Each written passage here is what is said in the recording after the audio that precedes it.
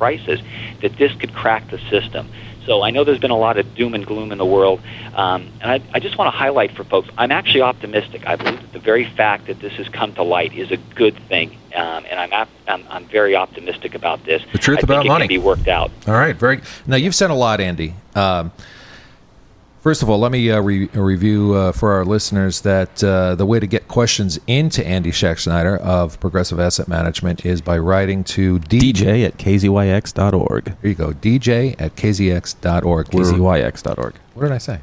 DJ at kzyx.org. I need another espresso.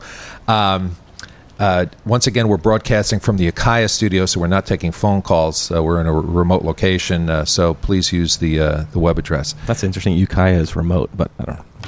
You bet it's remote. I'm reminded of that almost every day. Andy said a lot. Okay.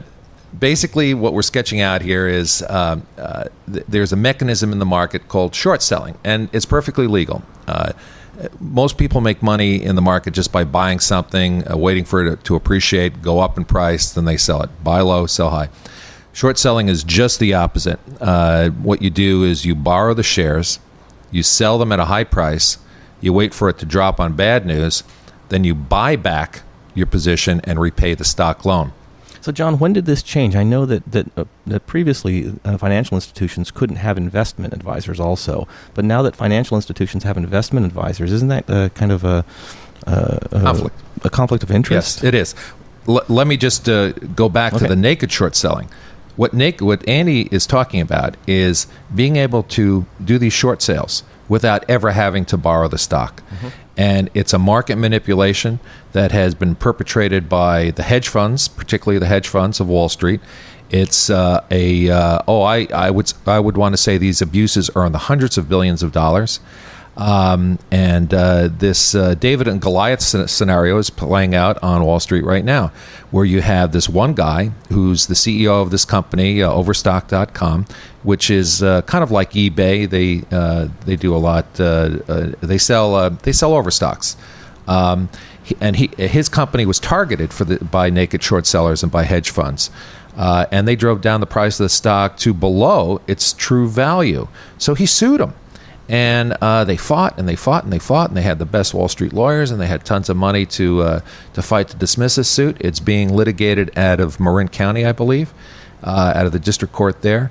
And lo and behold, guess what? The courts did not throw out the case. So it's moving through the courts. The case will be litigated, and hedge funds are scared. And Wall Street is scared because this is a huge abuse. It was allowed by the Bush administration. This loophole was never closed. And so here you have this small David with his slingshot taking on the Goliaths of Wall Street. It's a great story. So on naked shorts, doesn't that get even more convoluted when you go into swaps and derivatives? Oh, naked shorting things that are virtual in the first place. You know, brother, it's virtual upon virtual. It's virtual upon virtual, and I wouldn't know where to begin. I got an email this week from someone who suggested that I'm helping Venezuela help develop an oil trading system because, and I like Hugo Chavez. I love his politics, and I'm helping create this trading system that I hope will evolve into an energy exchange so they can start hedging their oil production. So you're not running for office, in other words. I may be moving to Venezuela, but this person wrote to me and they said, you hate this country so much. I read your articles in the Bohemian, and now they're syndicated to other alt weeklies. And I listen to your radio show, and I watch the show on UkiahValley.tv. You hate this country so much. You're in love with Hugo Chavez. Why don't you move to Venezuela? You love Cuba. You love Raul Castro. Why don't you move to? There's nothing but criticism that you have for the United States and in particular Wall Street. Why do you live here, dude? And, Andy, I love what you say about like these bubbles of optimism, percolating up through the quagmire of the last 8 years of George Bush. The optimism is that, in this case alone, this case wasn't dismissed. It is going to be litigated. It will see the light of day in court on record.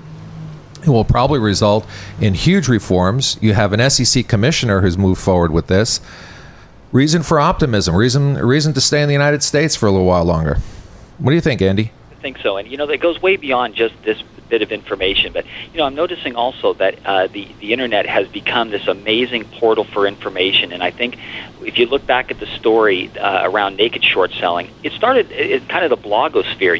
There were a few bloggers writing about this. It was a guy who actually used an alias, a guy named Bob O'Brien. You can check out thesanitycheck.com, thesanitycheck.com. And he originally brought this to Patrick Byrne's attention.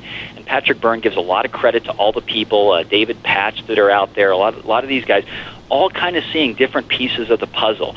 And what's come out, and the SEC has kind of been had to really be dragged into this. I think they're really outgunned. There's a lot of really good people there. But they're just, I don't want to say outclassed, because they're bright people. There's a lot of integrity there, but they're just outgunned. And when you've got, the lawyers and the kind of money that hedge funds, the PAC, political action committees, all the work that they can do behind the scenes, it becomes very hard for the SEC. There's an important lesson right there. You said, the little guy working through the blogosphere, et cetera. Andy, that is so true. I spent some time in Washington writing this last article for the Bohemian on our new national debt ceiling of some 14 digits, $10.61 trillion, and the Fannie Mae Freddie Mac bailout. I had the opportunity to speak to a few congressmen. I won't name them by name. I don't want to embarrass them, because actually some of them are my heroes, and a lot of their senior staffers.